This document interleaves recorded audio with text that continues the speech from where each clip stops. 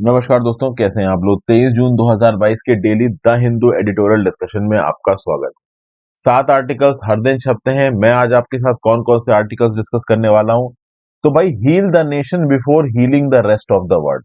Union government की कुछ medical policies को यहाँ पे सोहम डी भदूरी साहब क्रिटिसाइज कर रहे हैं। कौन से बेसिस पे क्रिटिसाइज कर रहे हैं, इसको समझने की कोशिश करेंगे। ओवरऑल भारत सरकार ने जो पॉलिसी बनाई है कि एक डिजिटल डाटाबेस होना चाहिए इंडिया के हेल्थ प्रोफेशनल्स का, ये पॉलिसी बाहर के लोगों को ज्यादा मदद करेगी, इंडिया के लोगों को कम मदद करेगी, ऐसा बोलना है सोहम डी भदूरी साहब का। इसको समझेंगे क्या बोल रहे हैं। फिर जी आर गोपीनाथ साहब का ये बोलना है कि भाई हमें एक सिंगल लो टैक्स रिजाइम लेके आना चाहिए। देखिए अभी क्या है, कितने टैक्स स्लैब से 5%, 12%, 18%, 28%। तो इतने सारे टैक्स स्लैब्स की बजाय या तो आप एक काम करो कि उसके ऊपर, उस पर्टिकुलर प्रोडक्ट के ऊपर कोई जीएसटी मत रखो, और अगर आप रख रहे हो तो 10 से 12%, या फिर कह सकते हो कि आप 10 से 15% की रेंज में एक जीएसटी रखो। कुछ चीजों पर 18%, 28% का जीएसटी लगाना गलत है। तो इसके बारे में बात करेंगे। फिर पराग विकनिस साहब का एक व्यू पॉइंट है क्रिप्टो। देखिए आज की डेट में जो क्रिप्टो करेंसीज है वो थोड़ा नीचे की तरफ आ रही है। क्रिप्टो करेंसीज का जो रेट है वो डाउनफॉल हो रहा है।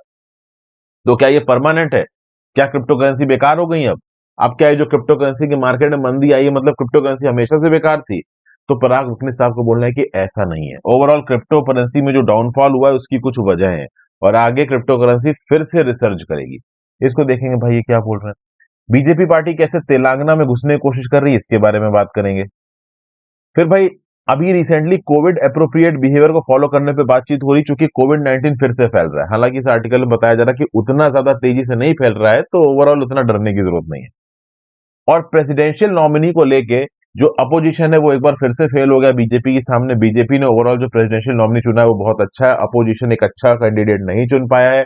इसको लेके यहाँ पे एक आर्टिकल है। तो टोटल 6 आर्टिकल्स मैं यहाँ पे आज के आपसे डिस्कस करने वाला हूँ। तो आगे बढ़ने से पहले वीडियो पे लाइक का बटन, दोस्तों चैनल को अब तक शेयर और सब्सक्राइब नहीं किया कर लीजिए। इंस्टाग्राम पे फॉलो कर लीजिए, टेलीग्राम ग्रुप ज्वाइन कर लीजिए, दोनों ही चीजों के नीचे दिया हुआ है। टेलीग्राम ग्रुप पे आपको लेक्चर की पीडीएफ और नोटिफिकेशन खासकर एडिटोरियल की मिल जाएगी। इंस्टाग्राम पे आपके साथ जुड़ने की कोशिश करता हूँ, हो सके दोस्तों तो सुपर थैंक्स का ऑप्शन दबा के और ज्वाइन बटन दबा के हेल्प करें। चलिए शुरुआत करते हैं। लाइक और शेयर जरूर कर दीजिए वीडियो के एंगेजमेंट के लिए। Heal the nation before healing the rest of the world, क्या बोला जा रहा है। देखिए यूनियन गवर्नमेंट के कुछ रिसेंट इनिशिएटिव्स और पॉलिसी प्रोनाउंसमेंट इंडिया के हेल्थ रिसोर्सेज को बढ़ाने की कोशिश कर रहे हैं। इसके लिए आप देखोगे यूनियन हेल्थ बजट 2022 में कुछ पैसा वगैरह भी एलोकेट किया गया। लेकिन यहां पे क्या है कि 15th फाइनेंस कमीशन की जो रिकमेंडेशन थी कि भाई डिस्ट्रिक्ट और सब डिस्ट्रिक्ट लेवल पे जो अलग अलग हेल्थ केयर पर्सनल्स के कैडर्स हैं, कैडर्स मतलब नर्सेज हैं, डॉक्टर्स हैं वहां पे, तो ये जो अलग अलग कैडर, वार्ड बॉयज हैं, जितने भी लोग हेल्थ के प्रोफेशन में इन्वॉल्व है डिस्ट्रिक्ट सब डिस्ट्रिक्ट लेवल पे, इनकी प्रॉपर ट्रेनिंग करानी है। 15 फाइनेंस कमीशन में ही बोला था। ये यूनियन हेल्थ बजट 2022 में भी इसके लिए बातचीत की गई है। लेकिन रिसेंटली हेल्थ मिनिस्ट्री ने एक सेट ऑफ गाइडलाइंस इशू की हैं इंडिया के पब्लिक हेल्थ कैडर के लिए। ये जो सेट ऑफ गाइडलाइंस हैं इनके ऊपर यहाँ पे बातचीत की जा रही है। ये जो आयुष्मान भारत डिजिटल मिशन है और हील बाय इंडिया इनिशिएटिव, इसने क्या बोला है कि जितने भी category of health care professionals हैं इंडिया में, उनकी एक एग्जॉस्टिव ऑनलाइन रिपोजिटरी बनाओ। मतलब जितने वार्ड बॉयज, नर्सेज, डॉक्टर्स जो भी हैं इंडिया के अंदर, इनकी एक प्रॉपर ऑनलाइन रिपोजिटरी होनी चाहिए कि इंडिया में कहां कहां पे कितने कितने डॉक्टर्स हैं, ये डिजिटलाइज करो, सबको पता रहे। अब ओवरऑल ऑथर का ये बोलना है कि ऐसा करने से आप भारत का कुछ ज्यादा भला नहीं करने वाले हैं, आप क्या करने वाले हैं, एक्सटर्नल स्टेक होल्डर्स का आप भला करने वाले हो। एक तो प्राइमरी पर्पस ये है कि जो फॉरेन एम्प्लॉयर्स है उनको पर्सपेक्टिव कैंडिडेट्स मिल जाएंगे। देखिए क्या है, फॉरेन में जो मेडिकल सेक्टर है वहां पे जो बड़े बड़े एम्प्लॉयर्स हैं, बड़ी बड़ी कंपनीज है, मेडिकल फील्ड में हॉस्पिटल्स हैं, उनको क्या है कि टैलेंटेड यूथ की जरूरत होती है। तो अब अगर इंडिया के अंदर इतनी बड़ी एक ऑनलाइन डिजिटल रिपोजिटरी होगी तो बाहर के लोग इंडियन हेल्थ प्रोफेशनल्स को हायर कर सकते हैं। तो हमें जो हेल्थ प्रोफेशनल्स अपने देश के लिए चाहिए वो देश के बाहर जा सकते हैं, पहली चीज। दूसरी चीज, ये जो ऑनलाइन डिपॉजिटरी बनाने का जो डिसीजन है सरकार का, ये इसलिए भी है कि सरकार मेडिकल टूरिज्म बढ़ा सके। तो आपने देखा होगा इंडिया मेडिकल टूरिज्म के लिए फेमस है। मेडिकल टूरिज्म के लिए वो कंट्रीज फेमस होती हैं जहां पे मेडिकल ट्रीटमेंट सस्ता होता है। जैसे इंडिया के अंदर अगर आप चेन्नई में चले जाओ तो चेन्नई में एक शंकर अस्पताल है आंखों का। अब क्या है कि दुनिया जहान से लोग अपने आंखों का इलाज कराने वहां पे आते हैं। तो एक प्रकार का मेडिकल टूरिज्म है ये। तो ऑथर ये बोल रहा है कि आप बाहर के लोगों को आप बुला के इलाज कर रहे हो, पहले इंडिया के लोगों का तो प्रॉपर तरीके से इलाज कर लो। समझ की बात को। तो कुल मिला के जो ऑनलाइन रिपोजिटरी बनाने वाली स्कीम है सरकार की, ये मेडिकल टूरिज्म को प्रमोट करेगी और ओवरऑल बाहर के जो हॉस्पिटल्स हैं उनके पास भेज देगी हमारे डॉक्टर्स को, नर्सेस को। क्योंकि जब ये ऑनलाइन रिपोजिटरी होगी तो कौन टैलेंटेड है, कौन कहाँ पे डिप्लॉयड है, किसने कितना काम किया, ये सब ऑनलाइन अवेलेबल होगा। तो बाहर के देशों के हॉस्पिटल्स बड़े आराम से कैंडिडेट शॉर्टलिस्ट कर सकते हैं और हमारे देश के लोग वहां पे चले जाएंगे, क्योंकि वहां पे तनख्वाहें यहाँ से 4-5 गुना बड़े आराम से होती हैं। और ये इंडिया के लिए अच्छा नहीं है, क्योंकि वर्ल्ड हेल्थ ऑर्गेनाइजेशन की 2020 की अगर रिपोर्ट देखे तो इंडिया में डॉक्टर्स और नर्सेस लगभग 2 मिलियन और चाहिए, 20 लाख लोग और चाहिए। इंडिया में मिनिमम जो threshold ratio of health care professionals to the population होता है ना, इसको मेंटेन करने के लिए भी हमको 20 लाख और डॉक्टर नर्सेस चाहिए। और उस केस में आप कुछ ऐसे स्टेप्स लो जिससे और लोग इंडिया के बाहर चले जाएं या फिर इंडिया में आके अपना इलाज कराने लगे, वो काम गड़बड़ा जाएगा। ठीक है। फिर क्या बताया जा रहा है, एक स्टडी कंडक्ट करवाई गई डब्ल्यूएचओ और public health foundation of India के द्वारा। इसने बताया कि इंडिया में अलग अलग राज्यों में हेल्थ केयर प्रोफेशनल्स की कमी है, अगर हेल्थ केयर प्रोफेशनल्स भी है तो उनके पास प्रॉपर स्किल सेट नहीं है, वगैरह वगैरह बातें यहाँ पे बताई गई हैं। प्लस बहुत सारी जगहों पे जो हेल्थ केयर प्रोफेशनल्स हैं भी वो इनएक्टिव हैं, वो किसी और प्रोफेशन में इन्वॉल्व हो गए हैं। फॉर एग्जाम्पल आपने देखा होगा कि कई बार हेल्थ केयर प्रोफेशनल सरकारी एग्जाम देके सरकारी नौकरी में चले जाते हैं, अपना कोई बिजनेस खोल लेते हैं, पढ़ाई लिखाई में अपने आप को इन्वॉल्व नहीं करते, अब कह लो डॉक्टरी की फील्ड में अपने आप को इन्वॉल्व नहीं करते। समझ गए। तो बेसिकली ये नए इनिशिएटिव सरकार के मेडिकल टूरिज्म को बढ़ाएंगे और जो हमारे हेल्थ केयर प्रोफेशनल्स हैं उनके आउट माइग्रेशन को बढ़ाएंगे। मतलब हमारे हेल्थ केयर प्रोफेशनल्स को बाहर की कंट्रीज से, और आपको पता है जो बाहर की कंट्रीज के हॉस्पिटल है वो बेस्ट टैलेंट को चुनेंगे। तो जो बेस्टेस्ट लॉट होगा डॉक्टर्स का, नर्सेस का, वो देश के बाहर चला जाएगा और ये सही नहीं है। इसका एक पास्ट एग्जाम्पल भी ऑथर यहाँ कोट कर रहा है। 1990s में general agreement on trade in services जब साइन हुआ तो मेडिकल और हेल्थ केयर सर्विसेज में जो क्रॉस बॉर्डर ट्रेड था, अलग अलग कंट्रीज के बीच में जो ट्रेड था, वो बढ़ा। और इस प्रकार के ट्रेड में एक ही नुकसान है भाई, जो कंट्रीज इकोनॉमिकली स्ट्रॉन्गर है वो बेस्ट टैलेंट को अपनी तरफ खींच लेंगे। यूएस आज की डेट में इतना कैसे ग्रो कर रहा है, यूएस ने कितना टैलेंट खींचा है इंडिया का अपनी तरफ। ठीक है। वो अलग बात है कि इंडियंस वहां पे जाके वापस भेजते हैं इंडिया के अंदर पैसा, लेकिन अगर वही इंडियंस रह के इंडिया की इकोनॉमी में कंट्रीब्यूट करते तो बात अलग होती, बट इंडिया में इतनी अपॉर्चुनिटीज नहीं है। तो इसीलिए ऑथर यहाँ पे बोल रहा है कि भाई एक चीज होती है वैक्सीन एक्सपोर्ट करना, आपने दवाई बनाई एक्सपोर्ट कर दी, वो अच्छी बात है, बट अगर आप अपने हेल्थ केयर प्रोफेशनल्स ही एक्सपोर्ट कर दोगे तो कैसे काम चलेगा। समझ गए। ये यहाँ पे बोला जा रहा है। तो मेडिकल टूरिज्म को प्रमोट करने की जरूरत है, अच्छी बात है, बट एक लिमिट से ज्यादा ही प्रमोट मत करो। जितनी हमारे पास हेल्थ फैसिलिटीज अभी अवेलेबल है उतने में हम डोमेस्टिक डिमांड ही पूरी नहीं कर पा रहे हैं और आप बाहर के लोगों को कैटर कर रहे हो। Plus telemedicine, virtual platform, no doubt इन सब चीजों के बढ़ने से हमारा जो हेल्थ सेक्टर है आगे बढ़ेगा, लेकिन हमारी सबसे पहली रिस्पॉन्सिबिलिटी ये कि हम अपने देश के लोगों को हेल्थ की सर्विसेज दें, वो कहीं ना कहीं कम पड़ रही, ये यहाँ पे बताया जा रहा है। अच्छा, एक और चीज ऑथर यहाँ पे ये भी बोल रहा है कि अगर किसी डेवलप्ड कंट्री का रिक्रूटर, कोई हॉस्पिटल इंडिया के नर्स और डॉक्टर को हायर करना चाहता है तो बिना किसी ऑनलाइन रिपोजिटरी के भी कर सकता है, लेकिन ओवरऑल ये ऑनलाइन रिपोजिटरी आउट माइग्रेशन के प्रोसेस को थोड़ा और बढ़ा देगी। तो ऑथर ये बोल रहा है हमें जरूरी है कि नेशनल के साथ सब नेशनल लेवल पे भी एग्जॉस्टेड और अपडेटेड रजिस्ट्री हो। Basically area wise, region wise, locality wise लोग ये जान सकें कि हाँ भाई यहाँ पे ये डॉक्टर है, ताकि इमरजेंसी के केस में वो उस डॉक्टर को विजिट कर सके और हेल्थ केयर का एक्सेस ले सके। तो बेसिकली ऑथर ये बोल रहा है कि जिस प्रकार से सरकार चीजें कर रही है उस प्रकार से आउट माइग्रेशन डॉक्टर्स और नर्सेस का बढ़ेगा और मेडिकल टूरिज्म बढ़ेगा। मेडिकल टूरिज्म को बढ़ाइए, बट इतना भी मत बढ़ाइए कि आप हमारे देश के लोगों को भूल जाइए। दूसरा, आउट माइग्रेशन बढ़ना ठीक है, थोड़ा बहुत आउट माइग्रेशन तो होगा ही, जो टैलेंटेड लोग है वो इंडिया को छोड़ के बाहर जाके काम करेंगे।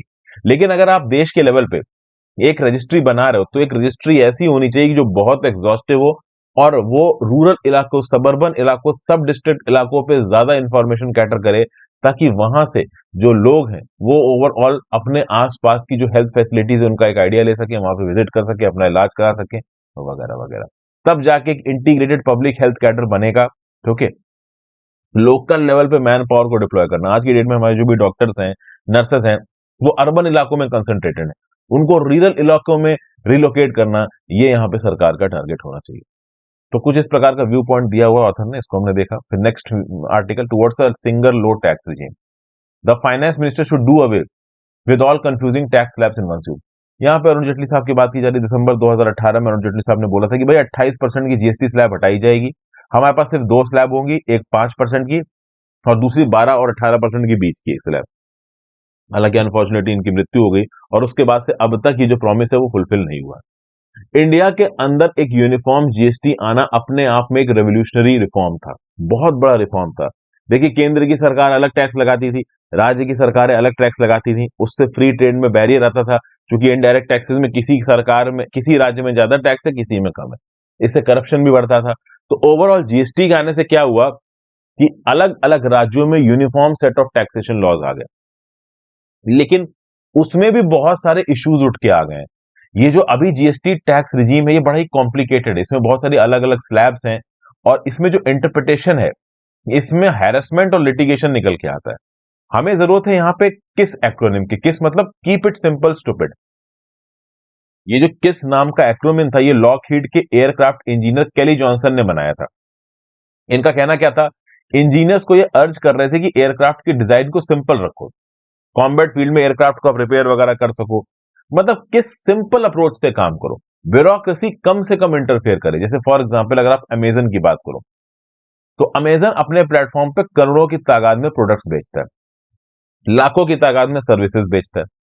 अब आप बोलोगे सर्विसेज कौन सी, तो अमेजन प्राइम एक प्रकार की सर्विस है, आप अमेजन प्लेटफॉर्म पे जाके मूवीज वगैरह देख सकते हो। तो ये जो करोड़ों की तादाद में प्रोडक्ट्स और सर्विसेज बेच रहा है अमेजॉन, अब ब्यूरोक्रेसी फाइनेंस मिनिस्टर के ऑफिशियल घुस घुस के हर प्रोडक्ट में देखेंगे कि हाँ भाई इसके ऊपर 5%, हाँ भाई इसके ऊपर 18%, इसके ऊपर 12%, तो भैया टेंशन हो जाएगी। ये जो ब्यूरोक्रेट्स हैं इनके लिए इतना आसान नहीं है जीएसटी रिजीम के अंदर हर एक प्रोडक्ट के लिए अलग अलग टैक्स रिजीम फिक्स करना, लेकिन एक्चुअली में अभी यहाँ पे यही हो रहा है और इसीलिए प्रॉब्लम क्रिएट हो रही है। होना क्या चाहिए, ऑथर ये बोल रहा है कि बेटर ये रहेगा कि आप गुड्स कुछ ऐसे आइडेंटिफाई कर लीजिए जिनके ऊपर कोई भी जीएसटी नहीं, जीरो टैक्स, और दूसरा एक सेट ऑफ गुड्स ऐसा डिसाइड कर लीजिए जहां पे जीएसटी 10 से 12%। फिर बाकी जगहों पे आप जीएसटी ज्यादा मत लगाओ। अगर आप 28% जीएसटी किसी सर्विस के ऊपर लगा रहे हो वो गलत है। ये जो सिन टैक्सेस हैं ये सिन टैक्सेस गलत है, ऐसा ऑथर यहाँ पे बोल रहा है, क्योंकि कोई भी इंडस्ट्री जॉब क्रिएट करती है, ग्रोथ क्रिएट करती है। जैसे फॉर एग्जाम्पल अगर एक 300 रूम की 5 स्टार होटल की बात की जाए तो ये 5 स्टार होटल कम से कम 500 लोगों को हायर करेगा, जिसमें 90% वेटर होंगे, हाउसकीपिंग स्टाफ होगा, फ्रंट डेस्क स्टाफ होगा, सिक्योरिटी कंसीज स्टाफ होगा, कुक्स होंगे, फाइनेंशियल और क्लरिकल स्टाफ होगा। उसके साथ साथ spa, gift shop, swimming pool को देखने के लिए लोगों को एम्प्लॉय किया जाएगा। फिर कुछ एंसिलरी इंडस्ट्रीज होंगी, तो इस होटल में प्रोवाइड करने के लिए bed linen, furnishing, rags, carpets, air conditioners को देखने के लिए, फर्नीचर, इलेक्ट्रिकल फिटिंग्स, इनको देखने के लिए लोगों को हायर किया जाएगा। फिर इस पर्टिकुलर होटल में बहुत सारा खाना कंज्यूम होगा, तो फार्मर्स की इनकम बढ़ेगी। जो भी फार्मर्स अपना ग्रेन वगैरह पैदा कर रहे हैं, सब्जियां पैदा कर रहे हैं, होटल को आके बेच सकते हैं। फिर होटल के कंस्ट्रक्शन में कॉन्ट्रैक्टर्स, आर्टिसंस, मैन्युफैक्चरर्स, इनको भी पैसा मिलेगा। प्लस इसी होटल में जो रिच टूरिस्ट हैं आके रुकेंगे फॉरेन से, तो फॉरेन एक्सचेंज इंडिया के अंदर आएगा। तो ऐसे केस में जो एक 5 स्टार होटल है उसके ऊपर अगर आप 28% टैक्स लगाते हो जीएसटी का, वो सही नहीं है, क्योंकि ये 5 स्टार होटल भी हमारी इकोनॉमी में एक पुश दे रहा है, हमारी इकोनॉमी को ऊपर लेके जा रहा है। तो ऑथर यहाँ पे बोल रहा है कि किसी भी चीज के ऊपर हाई टैक्स नहीं लगना चाहिए। वैसे मेरे हिसाब से ये जो अल्कोहलिक ड्रिंक्स हैं, सिगरेट वगैरह है, बीड़ी, तंबाकू, गुटखा, छेनी, इन सब के ऊपर तो भाई देखो 28% इनफैक्ट ज्यादा ही लगना चाहिए टैक्स। बट हाँ, एक होटल के ऊपर ये टैक्स ना लगे, ये लॉजिक मुझे थोड़ा सही लग रहा है, क्योंकि होटल कहीं ना कहीं लोकल इकोनॉमी को ही पुश दे रहा है। अब आप ये बोलो कि यार रेडिसन है या फिर ताज होटल है, इसके ऊपर मतलब आप क्या नाम से टैक्स मत लगाओ, तो देखिए उन लोगों के वो भी तो किसी को एम्प्लॉयमेंट ही दे रहे हैं ना, वो भी तो लोकल इकोनॉमी को पुश ही दे रहे हैं ना कहीं हमारी इकोनॉमिक ग्रोथ में तो रोल प्ले कर ही रहे हैं। फिर ऑथर यहाँ पे क्या बोल रहा है कि air conditioners, restaurants, chocolates, luxury cars के ऊपर हाई टैक्सेस लगाए जाते हैं, वो भी सही नहीं है। इन हाई टैक्सेस को कम करने की जरूरत है। तो कुल मिला के ओवरऑल टैक्सेशन को रिफॉर्म करने की, रीऑर्गेनाइज करने की बात कर रहा है यहाँ पे ऑथर। अब जैसे फॉर एग्जांपल अभी की जीएसटी टैक्सेशन में बहुत प्रॉब्लम है। एक प्रैक्टिकल प्रॉब्लम यहाँ पे क्या बताई जा रही है, आयंगर बेकरी करके एक शॉप है, उसमें अगर ब्रेड बिकती है तो उसके ऊपर जीएसटी 0 है, लेकिन अगर वेजिटेबल सैंडविच बिकती है तो उसके ऊपर जीएसटी 5% है। तो अब ऐसे में वेजिटेबल ग्रोअर के ऊपर इंपैक्ट आएगा। फिर अगर आप बन्स हैं, बन के ऊपर जीएसटी 0% है, लेकिन अगर बन में आपने कुछ रेजिन्स डाल दिए, ड्राई फ्रूट डाल दिए, तो जीएसटी 5% पहुंच गई। फिर मसाला, पीनट, मुरुक्कू और नमकीन बिक रही है शॉप में तो 12% जीएसटी है। केक और चॉकलेट बिक रहा है उस शॉप में तो 18% जीएसटी है। उसी प्रकार से वाइन, रम और बियर, इनके ऊपर भी बहुत सारी अलग अलग जीएसटी होती है। ऑथर का ये बोलना है कि ये जो इंडस्ट्री है बड़े तबके को नौकरी दे रही है, एम्प्लॉयमेंट जनरेट कर रही है, इकोनॉमी को पुश कर रही है, तो इसके ऊपर जीएसटी आप मत लगाइए। अब इसके देखिए अलग अलग व्यू पॉइंट्स हो सकते हैं, अलग अलग लोग इसको अलग अलग तरीके से डेसिफर कर सकते हैं। ऑटोमोबाइल सेक्टर की बात की जाए तो electric cars, tractor, cycles, bikes, low and car, luxury cars, इनके ऊपर जीएसटी 5 से 50% के बीच में। तो ये जो जीएसटी के अलग अलग रेट्स हैं, ये हमारी इकोनॉमिक ग्रोथ को रोक रहा है। इनफैक्ट आईडी फ्रेश फूड नाम की एक ब्रांड है, उसमें वो लोग chapatis, rotis, Barota, Barota south India में मिलता है, ये सब बेचते हैं। अब अभी एक GST ruling I, authority for advice rulings Karnataka में, जिसमें क्या हुआ कि रोटी और परोटा के ऊपर अलग अलग जीएसटी रेट, परोटास के ऊपर 18% का जीएसटी रेट, और वहीं पे रोटी, खाकरा, प्लेन चपाती के ऊपर 5% का जीएसटी रेट। तो ये तो बड़ी हद हो गई ना। अब देखिए जीएसटी अथॉरिटीज ने कुछ बेसिस पे रेट लगाया होगा, लेकिन ये आईडी फ्रेश फूड वाले का बोलना है कि यार आटे से ही बन रहा है परोटा, आटे से बन रही रोटी, एक के ऊपर तुम 18% जीएसटी लगा रहे हो, एक के ऊपर 5% जीएसटी लगा रहे हो, तो ऐसे कैसे बनाओगे $5 ट्रिलियन की इकोनॉमी, जब जीएसटी के इन्फ्लुएंसेस में इतना बवाल होगा। समझ गए आप बात को? तो ये मतलब जीएसटी के रेट को स्ट्रीमलाइन करने की बात यहां पे हो रही है।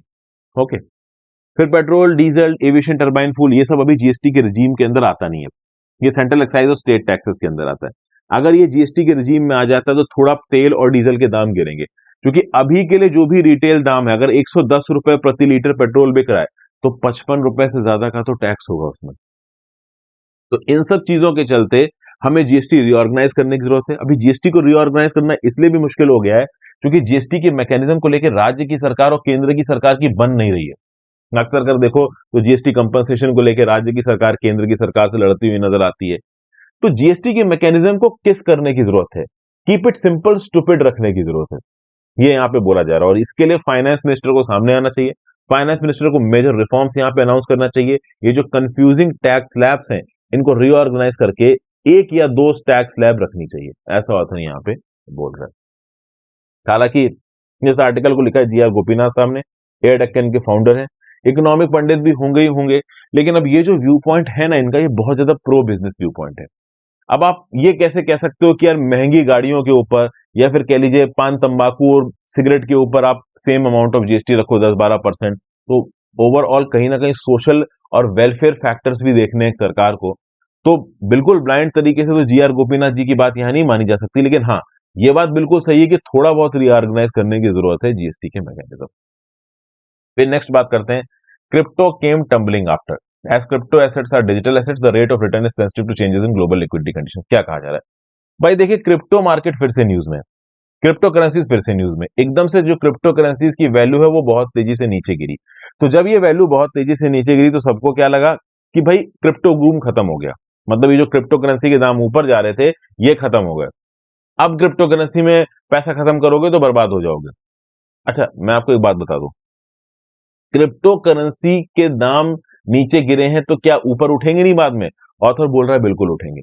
ये जो ओवरऑल क्रिप्टो बूम बस्ट हुआ है ये सिर्फ टेम्परेरी है। एक्चुअली में ऑथर का बोलना ये है कि क्रिप्टो करेंसीज में लोगों ने पैसा इसलिए इन्वेस्ट किया क्योंकि फॉर्मल फाइनेंशियल सिस्टम से बाहर आता है।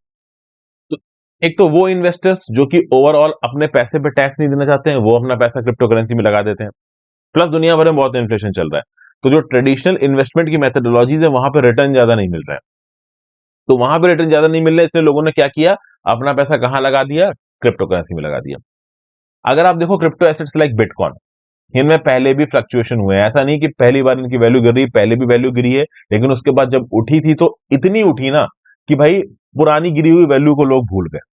ओके, अभी रिसेंटली देखो तो बिटकॉइन की डिमांड बहुत ज्यादा है, इसलिए एथीरियम और लाइटकॉइन से ज्यादा महंगा बिकता है बिटकॉइन।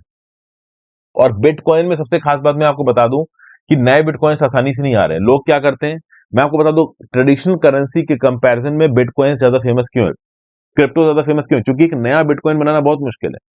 इंडिया की बात करो तो आरबीआई रुपये छाप सकता है, यूएस की बात करो फेडरल रिजर्व यूएस डॉलर छाप सकता है, यूरोपियन यूनियन की बात करो तो यूरोपियन यूनियन यूरो छाप सकता है।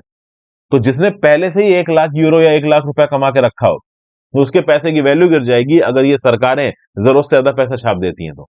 लेकिन बिटकॉइन अपने आप से नए नहीं बन सकते, एक बिटकॉइन को बनाने में बड़ी मेहनत लगती है। तो बिटकॉइन की अवेलेबिलिटी लिमिटेड है, और जिस एवेन्यू की, करेंसी तो नहीं बोलूंगा मैं बिटकॉइन को, अगर बिटकॉइन की अवेलेबिलिटी लिमिटेड है तो एक लिमिट से ज्यादा इसकी वैल्यू नीचे नहीं जाएगी और आगे आने वाले समय में बिटकॉइन फिर से उठेगा। तो जब लॉकडाउन लगा, लॉकडाउन के बाद लोगों के पास इन्वेस्टमेंट अपॉर्चुनिटीज लिमिटेड थी, तो लोगों ने क्या किया, बिटकॉइन में इन्वेस्ट करना शुरू कर दिया। तो बिटकॉइन ने क्या दिया, उन लोगों को एक मौका दिया, एक अल्टरनेटिव दिया। और ये इस अल्टरनेटिव की आगे भी जरूरत पड़ने वाली है। कोविड 19 के समय पे भी लोगों को एक अल्टरनेटिव मिला, क्योंकि फिक्स डिपॉजिट वगैरह में ज्यादा इंटरेस्ट मिल नहीं रहा था। वैसे भी बाहर की दुनिया की फिक्स डिपॉजिट, मैंने इंडिया के कंटेक्स्ट में बोल दिया, जो बाहर के देशों में भी जो टाइम डिपॉजिट्स थे, डिमांड डिपॉजिट्स थे, उसमें लोगों को रिटर्न नहीं मिल रहा था। तो लोगों ने क्या किया, क्रिप्टोज में पैसा इन्वेस्ट कर दिया। ठीक है। और क्रिप्टो से लोगों को फायदा भी बहुत हुआ है ओवरऑल। और अगर आप सरकारों की बात करो, तो देखिए, जब भी सरकार की तरफ से आपके पास कुछ पोटेंशियल, कह लीजिए, रिटर्न का साधन है, तो क्रिप्टो से पैसा निकल के सरकार के पास जाएगा। देखिए, समझिए, दुनिया भर की सरकारें डेप्ट उठाती हैं, उसके लिए बॉन्ड इशू करती है। इंडिया की सरकार बॉन्ड इशू करती है। फेडरल रिजर्व, जो कि यूएस का सेंट्रल बैंक है, वो अपना बॉन्ड इशू करता है, उसके ऊपर इंटरेस्ट रेट देता है। अब क्या है, जब इन बॉन्ड के ऊपर इंटरेस्ट रेट बढ़ेगा, जैसे अभी क्या है, यूएस का रेपो रेट बढ़ा है। यूएस के रेपो रेट के चलते क्या कर रही है, ये आपकी फेडरल रिजर्व, पहले 0% इंटरेस्ट रेट पे फेडरल रिजर्व बाहर मार्केट में पैसा घुमा रही थी, तो दुनिया भर में लिक्विडिटी पहुंच गई थी। उस लिक्विडिटी का हो सकता है थोड़ा पैसा क्रिप्टो में इन्वेस्ट हो गया हो। अब जब सरकार इंटरेस्ट बढ़ा रही है पैसे देने का, तो उसमें क्या होगा कि ये पैसा वापस आएगा फेडरल रिजर्व के पास। तो जिन्होंने क्रिप्टो में पैसा इन्वेस्ट किया, वो क्रिप्टो से निकाल के फेडरल रिजर्व को वापस दे देंगे।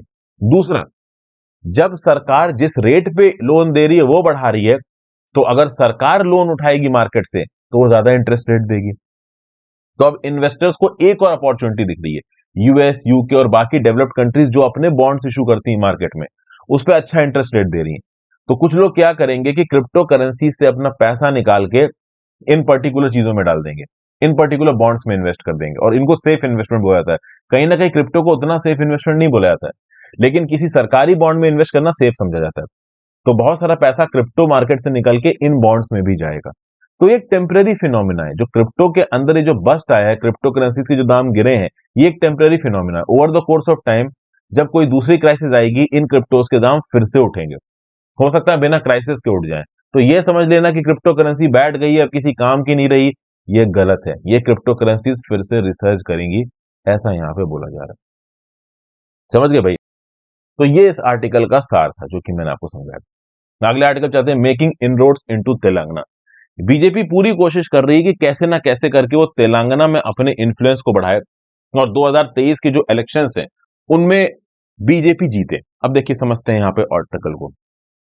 रिसेंटली क्या हुआ, प्रधानमंत्री मोदी जी ने जो बीजेपी के कॉर्पोरेटर्स हैं ग्रेटर हैदराबाद म्युनिसिपल कॉर्पोरेशन में, उनको नई दिल्ली बुलाया बातचीत के लिए। तो ये प्रधानमंत्री कॉर्पोरेटर को बुला रहा है, तो जो सबसे टॉप लेवल का फंक्शनरी उस पॉलिटिकल पार्टी का, वो सब ग्राउंड लेवल के फंक्शनरी को बुला के बातचीत कर रहा है। तो इससे क्या पता चल रहा है कि जो बीजेपी की टॉप लीडरशिप है, वो ग्राउंड लेवल के लीडर्स के साथ इंटरेक्ट करती है।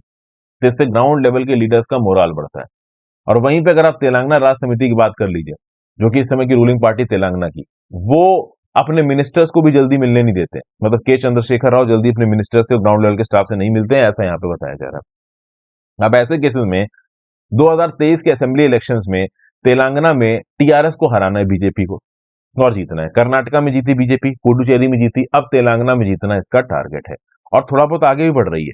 अभी जो ग्रेटर हैदराबाद म्युनिसिपल कॉर्पोरेशन की सिविक बॉडी की जो 150 मेंबर की वोटिंग हुई थी, उसमें 48 सीट जीती है बीजेपी ने। अपने आप में बहुत बड़ा फीट है, क्योंकि जब 2016 में इलेक्शन हुए थे, तो केवल 2 सीटें जीती थी बीजेपी। तो बीजेपी यहाँ पे बहुत आगे बढ़ रही है, बहुत इंप्रूव कर रही है। जैसे 2018 के जब आपके तेलंगाना के इलेक्शंस हुए थे, असेंबली इलेक्शंस, तब बीजेपी की तरफ से केवल एक कैंडिडेट जीता था, राजा सिंह फ्रॉम गोशामहल। लेकिन जब 2019 के जनरल इलेक्शन हुए, पार्टी ने हैदराबाद में जबरदस्त, मतलब तेलंगाना में जबरदस्त परफॉर्म किया।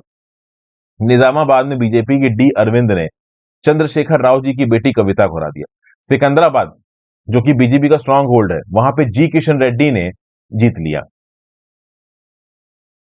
जी किशन रेड्डी अभी के लिए union minister for tourism, culture और नॉर्थ ईस्ट है। फिर बांदी संजय कुमार, ठीक है ना, वो अभी के लिए स्टेट बीजेपी प्रेसिडेंट, ये करीमनगर में जीत गए थे। तो मतलब कि तेलंगाना के अंदर बहुत सारी लोकसभा की सीटों पे जीती है बीजेपी। आदिलाबाद में भी जीत गई बीजेपी। फिर बाद में 2 असेंबली बाईपोल हुए, दोबक्का और हुजूराबाद। यहां पे पहले एम रघुनंदन राव और इताला राजेंद्र टीआरएस की तरफ जो थे, वो बीजेपी की साइड आ गए, और ये 2 असेंबली सीट्स बीजेपी जीत गई। मतलब BJP has been on the rising trend in Telangana. चाहे फिर वो ग्रेटर हैदराबाद म्युनिसिपल कॉर्पोरेशन के इलेक्शंस हो, चाहे वो लोकसभा के इलेक्शंस हो, चाहे स्टेट लेजिस्लेटिव असेंबली के बाईपोल हो। तो धीरे धीरे करके यहाँ पे बीजेपी उठ रही है, ऊपर उठ रही है तेलंगाना के अंदर।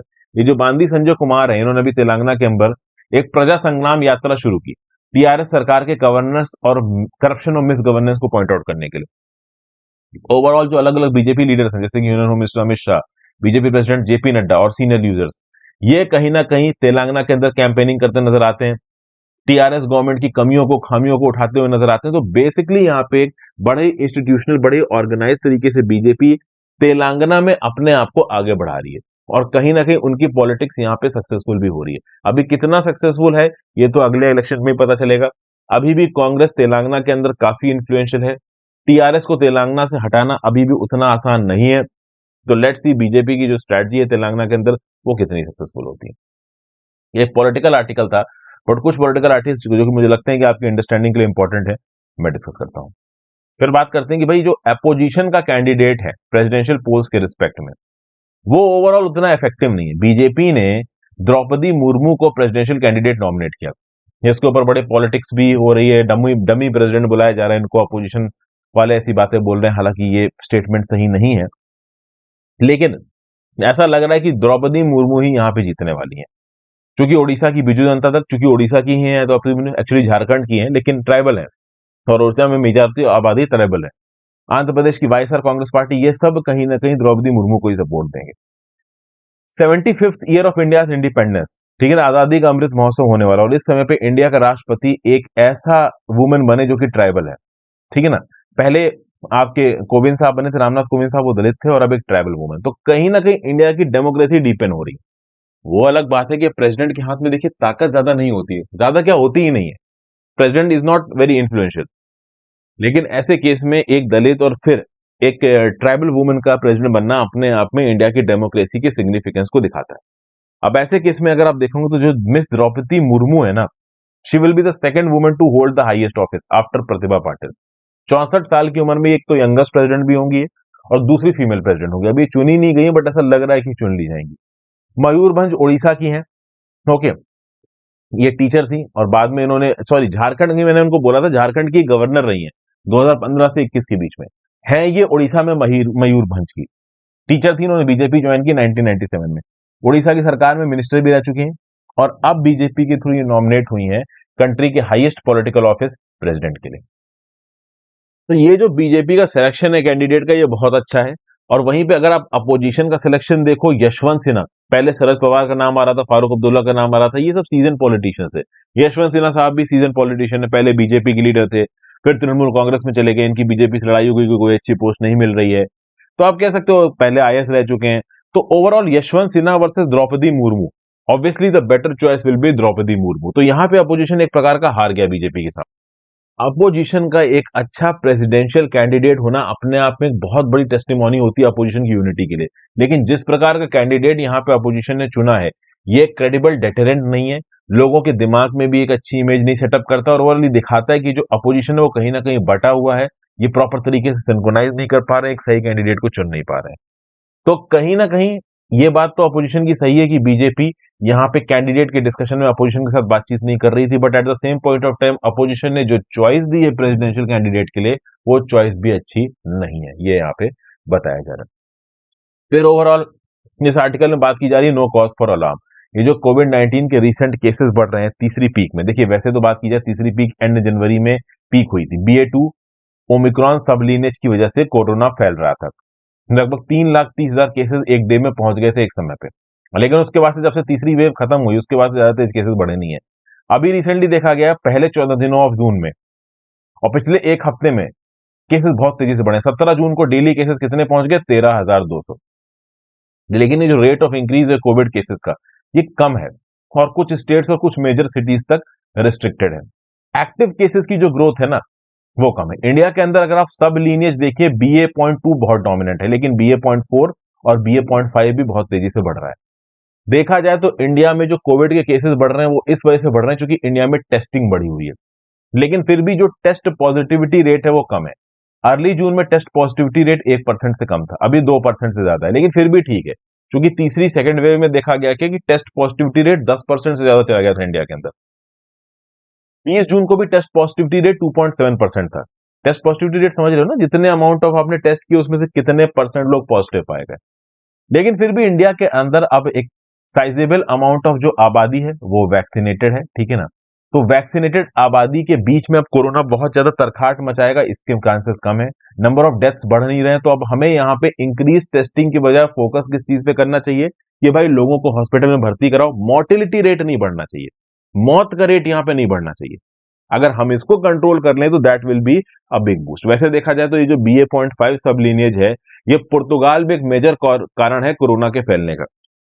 यूरोप में BA.4 और BA.5 काफी हद तक केसेस बढ़ा रहा है, कहीं ना कहीं मौतें भी हुई हैं। अब जो इंक्रीज डेथ है यूरोप में, खासकर पुर्तगाल में BA.5 की वजह से, इनकी वजह क्या है वो क्लियर नहीं हो पा रही है। बट उस लेवल की तबाही अभी इंडिया के अंदर नहीं आई है, टचवुड आए भी ना, ओके, हम लोग इस पर्टिकुलर क्राइसिस को मैनेज कर जाएं, ये ज्यादा बेटर रहेगा। हालांकि जैसा कि ये है कि BA.4 और BA.5 जो कि डोमिनेंट आप कह लो स्ट्रेन है यूरोप के अंदर, ये प्रॉब्लम क्रिएट कर रहा है। हालांकि ऐसा बताया गया कि BA.4 और BA.5 की जो मोर्टेलिटी फैक्टर है, ठीक है ना, जो एक्सट्रीमनेस है बीमारी की, वो उतनी ज्यादा नहीं है। लेकिन उसके बावजूद भी अगर आप देखो तो BA.4 और BA.5 यूरोप में ज्यादा मौतें कॉज कर रहा है, इंडिया में फॉर्चुनेटली उतनी मौतें इनकी वजह से नहीं हो रही हैं। तो अभी के लिए हमको अलर्ट रहने की जरूरत है, हर जगह पे मास्क को मैंडेटरी करना जरूरी है। अगर किसी को कोरोना होता है तो उसको अर्जेंट बेसिस पे हॉस्पिटल का एक्सेस अवेलेबल करवाना, मेडिकल केयर अवेलेबल करवाना, ये भी जरूरी है। टेस्टिंग वगैरह भी होती रहनी चाहिए, और सोशल डिस्टेंसिंग, जो कि ऑब्वियसली बात है सबसे बड़ा नॉर्म माना जाता है कोरोना के फैलाव को रोकने के लिए, वो भी यहाँ पे हमें इग्नोर नहीं करना। तो ये आर्टिकल्स दोस्तों मैंने यहाँ पे आपके साथ डिस्कस किए। आई होप आज के एडिटोरियल में आपको मजा आया हो। अपने व्यू पॉइंट नीचे कमेंट बॉक्स में देके जाइएगा, चैनल को शेयर और सब्सक्राइब कर लीजिएगा। लगभग 6 आर्टिकल्स मैंने यहाँ पे आपके साथ डिस्कस किए हैं, जितना उसमें मोस्ट इंपॉर्टेंट कंटेंट था वो मैंने पूरा का पूरा आपको बता दिया है। चैनल को शेयर और सब्सक्राइब करिएगा, चैनल के आपके लिए एंगेजमेंट के लिए ऑन यूट्यूब, और चाहे तो सुपर थैंक्स का ऑप्शन और ज्वाइन बटन दबा सकते हैं। Have a great day friends, goodbye, पढ़ते लिखते रहिए, और जल्दी आपको करंट अफेयर्स की वीडियो भी